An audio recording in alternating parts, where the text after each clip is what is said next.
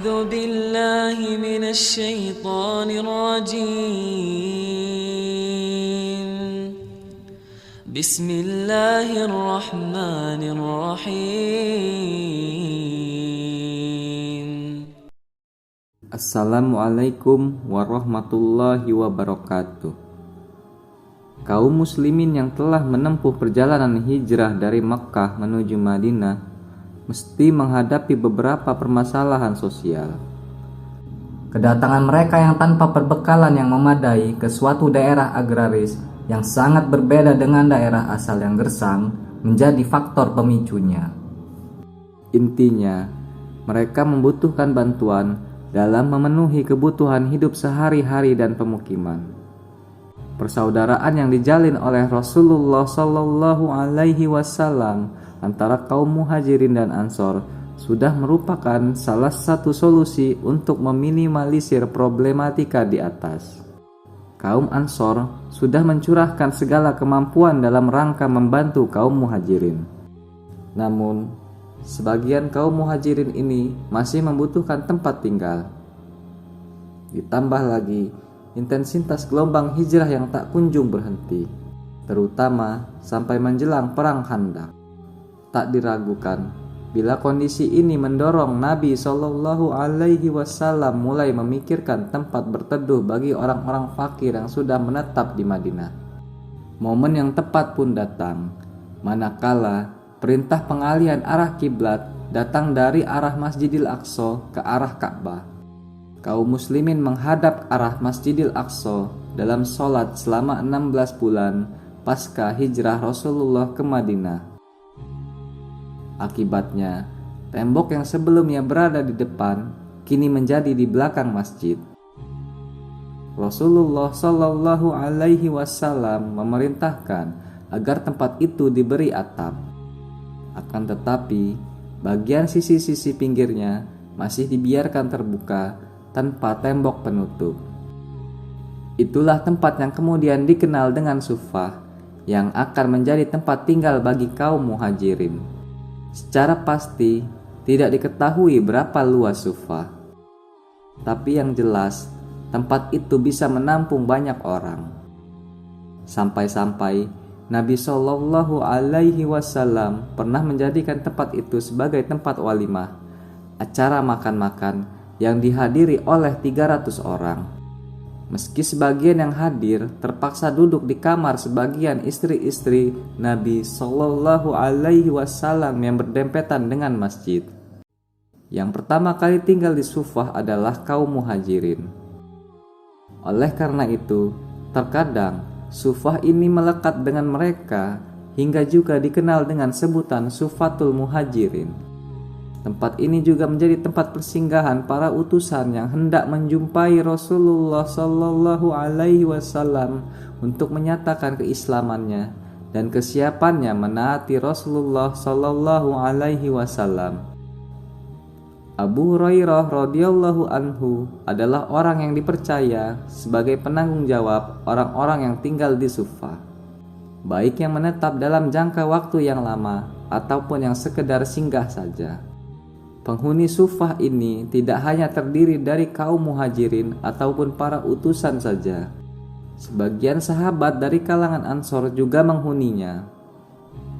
Kendatipun mereka telah memiliki rumah di Madinah dan memiliki harta yang cukup, kemauan mereka untuk hidup zuhud menjadi alasan mengapa mereka memilih tinggal di Suffah. Di antaranya Ka'ab bin Malik al-Ansori radhiyallahu anhu, Hanzalah bin Abi Amir radhiyallahu anhu, dan Haritsah bin Nu'man radhiyallahu anhu. Jumlah penghuni Suffah tidak stabil. Jumlah mereka akan bertambah seiring dengan peningkatan angka pendatang ke Madinah. Namun, dalam kondisi normal, jumlah penghuninya sekitar 70 orang. Terkadang jumlah mereka meningkat tajam. Pernah dalam satu kesempatan, seorang diri, Sa'ad bin Ubadah radhiyallahu anhu, menjamu 80 penghuni Suffah. Hitungan ini belum mencakup yang dijamu oleh para sahabat yang lain. Penyusun kitab Al-Hilyah, Abu Nuaim menyebutkan nama-nama mereka satu persatu. Di antara mereka adalah Abu Hurairah, Abu Dzar Al-Ghifari, Qatsilah bin Aqsa, Salman Al-Farisi, dan lain sebagiannya. Para penghuni Sufah ini memfokuskan diri untuk belajar, beriktikaf di masjid dalam rangka beribadah, dan sudah terbiasa dengan hidup kekurangan. Mereka senantiasa melaksanakan sholat, membaca Al-Quran, mempelajari ayat-ayatnya, dan berzikir. Sebagian mereka belajar baca tulis, sampai salah satu dari mereka ada yang menghadiahkan busur panahnya kepada Ubadah bin Samit radhiyallahu anhu, karena beliau radhiyallahu anhu berjasa mengajarkan Al-Quran dan menulis kepada pemilik busur tersebut. Disebabkan oleh konsentrasi penuh mereka dalam belajar agama, maka tidak heran kalau kemudian lahir orang-orang yang menonjol keilmuannya dari mereka. Sebut saja Abu Hurairah radhiyallahu anhu, seorang sahabat yang terkenal dengan hafalan hadis yang sangat banyak, atau sahabat Huzaifah ibnul Yaman radhiyallahu anhu yang sangat perhatian akan hadis-hadis fitnah. Namun, ini bukan bermakna bahwa mereka tidak peduli dengan kegiatan kemasyarakatan dan tidak memiliki andil dalam jihad. Terbukti, sebagian di antara mereka gugur dalam perang Badar seperti Safwan bin Baitha, Hubaib bin Yasaf, Salim bin Umair, dan Haritsah bin Nu'man Al-Ansori radhiyallahu anhum.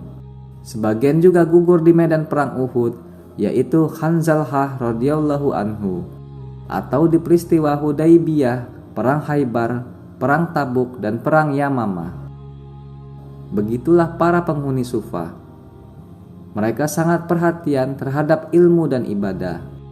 Di malam hari tekun beribadah dan di siang hari menjadi pejuang gagah berani. Mereka yang tinggal di Sufah sudah terbiasa dengan hidup kekurangan. Kebanyakan mereka tidak memiliki pakaian yang memadai untuk menutupi seluruh badan dan melindungi dari dinginnya udara. Dalam Sahih Al-Bukhari, Abu Hurairah radhiyallahu anhu menceritakan, "Saya melihat 70 orang dari penghuni Sufah. Tidak ada seorang pun di antara mereka yang mengenakan ridha, kain penutup bagian atas tubuh. Hanya mengenakan sarung atau hanya kisah saja. Mereka mengikatkan kisah tersebut pada leher mereka. Lalu dia menyatukannya dengan tangan karena khawatir auratnya terlihat. Demikian pula makanan mereka tidak lebih baik dari kondisi pakaian yang mereka sandang. Kurma kering adalah makanan yang sering mereka konsumsi. Rasulullah Shallallahu Alaihi Wasallam memberikan setengah mud kurma atau kurang lebih 1 genggam untuk setiap orang setiap hari. Sampai ada di antara mereka yang merasakan perutnya panas karena terlalu banyak makan kurma kering. Namun begitu, Rasulullah Shallallahu Alaihi Wasallam tidak mampu memberikan makanan yang lebih baik buat mereka. Hanya saja, beliau Shallallahu Alaihi Wasallam senantiasa memotivasi mereka agar kuat dan bersabar. Terkadang mereka diundang untuk makan-makan atau dibawakan susu, atau terkadang juga mendapat hidangan istimewa seperti sarit, bubur gandum dengan campuran minyak samin, dan lain-lain. Rasulullah Shallallahu Alaihi Wasallam sangat perhatian terhadap mereka. Seringkali beliau Shallallahu Alaihi Wasallam sering mengunjungi mereka, menanyakan kondisi mereka, mengarahkan dan duduk-duduk bersama, mengarahkan mereka agar banyak membaca Al-Quran, memotivasi mereka agar memandang dunia itu remeh dan tidak berharap untuk merengkuhnya. Jika ada yang mengirimkan sedekah kepada Rasulullah Sallallahu Alaihi Wasallam, beliau Sallallahu Alaihi Wasallam lantas mengirim seluruhnya kepada mereka. Kalau hadiah yang beliau terima, sebagiannya beliau kirimkan dan sisanya beliau ambil buat keperluan pribadi, atau hadiah tersebut dinikmati bersama mereka. Ketika putri beliau, Fatimah radhiyallahu anha melahirkan Hasan radhiyallahu anhu, beliau sallallahu alaihi wasallam menyuruhnya bersedekah untuk penghuni Sufah dengan perak seberat rambut Hasan yang dicukur.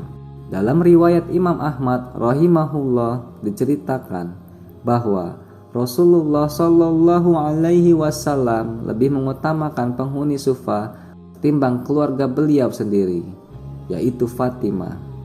Wujud perhatian yang lain, beliau sallallahu alaihi wasallam memerintahkan para sahabat yang memiliki kemampuan ekonomi berlebih agar bersedekah kepada penghuni Sufah. Semoga ada hikmah, ilmu, dan pelajaran yang dapat kita ambil dari kisah ini. Assalamualaikum warahmatullahi wabarakatuh.